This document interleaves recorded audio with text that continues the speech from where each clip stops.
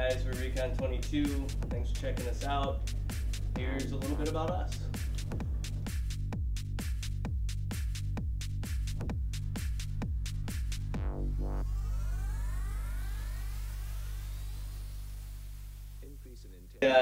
We both live in Minneapolis, and kind of from two similar paths, different walks of life a little bit, but we live in Minneapolis and we have made this our home, kind of home base for the last 10 years or so.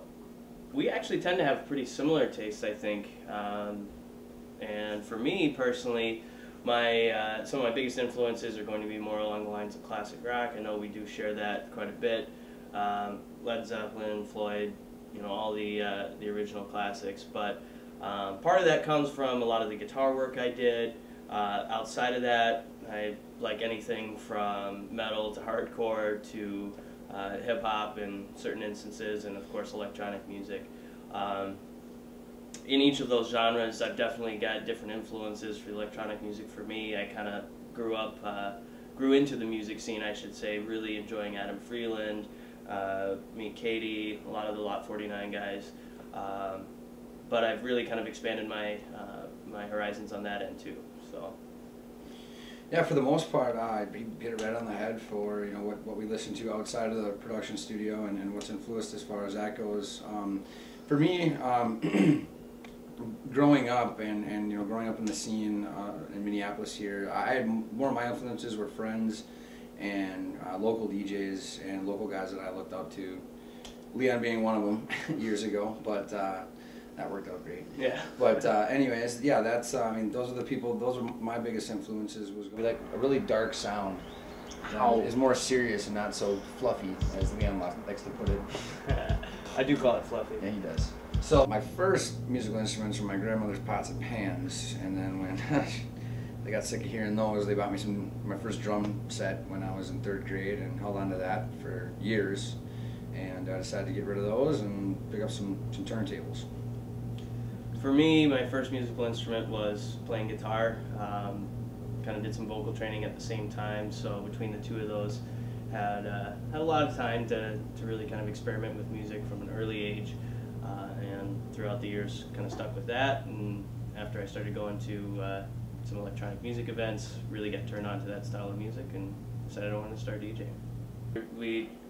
I think we've done a good job trying to find our own sound, and we hope it reaches you guys in some way and makes you feel good. So we make the music for you.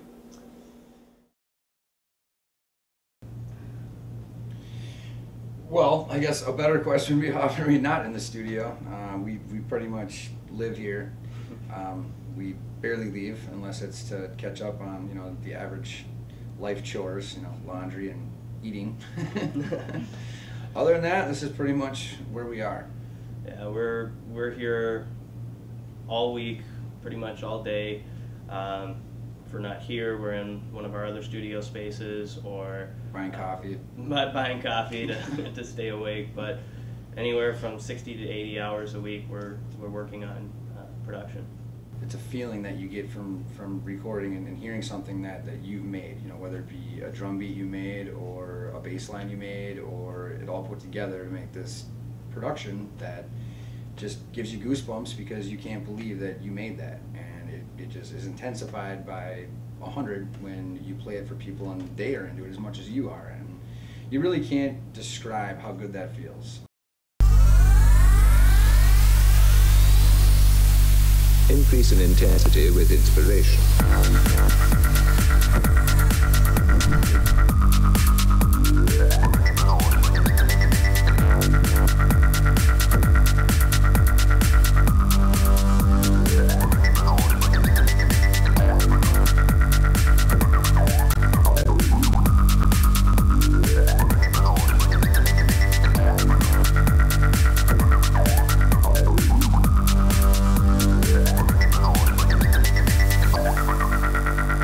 The click will be heard just after the first sound and can be distinguished by its high-pitched clicking quality.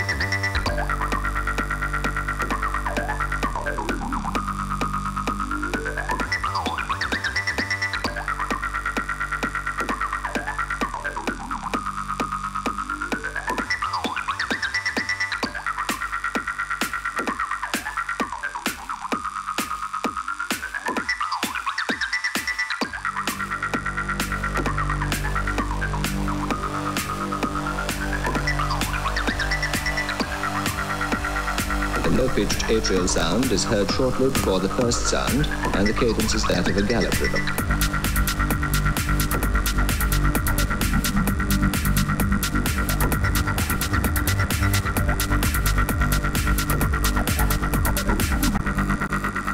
Here it is at normal speed again.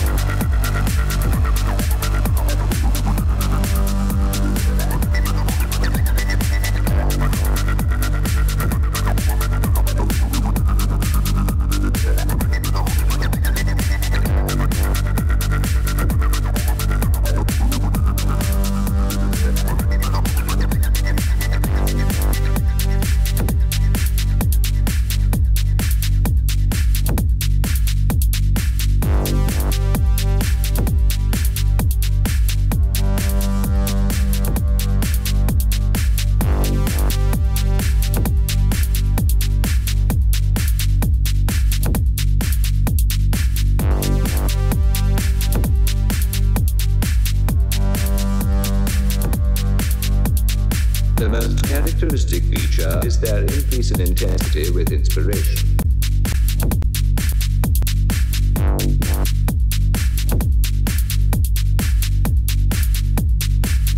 The most characteristic feature is their increase in intensity with inspiration. The soft mitral component can be more easily heard when the recording is at normal speed again.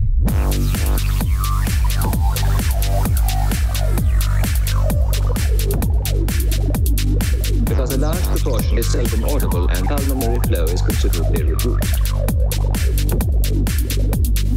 Inspiration.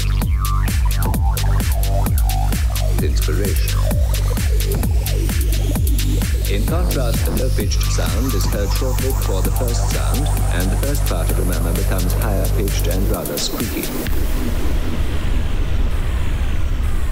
You play the parties where 1,000 people are there, and sometimes you play a party where there's 10. And if you even get upset about 10 people being there, then you're in the wrong business, because you can go do ditches if you want. You can get yourself a paper route, because as far as I'm concerned, there's not a better job on the face of the earth playing music. Rather squeaky.